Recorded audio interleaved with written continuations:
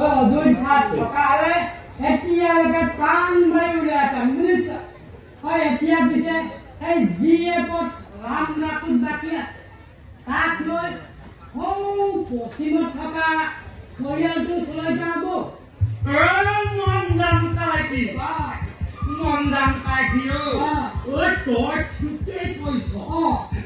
এই চকুৰ আগতে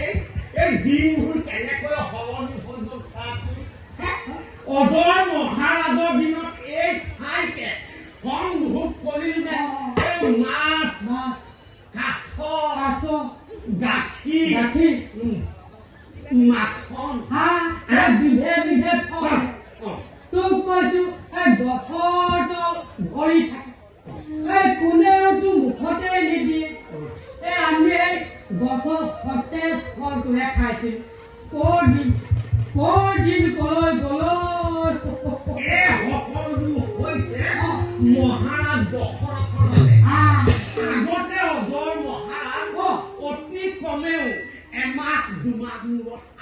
আহে এই প্ৰজাৰ সকলৰ সুখ দুখৰ খবৰ এটা লয় আৰু উজুৰ আপত্তিবিলাক নিজ মুখেৰে শুনে তোৰ অভাৱে হওক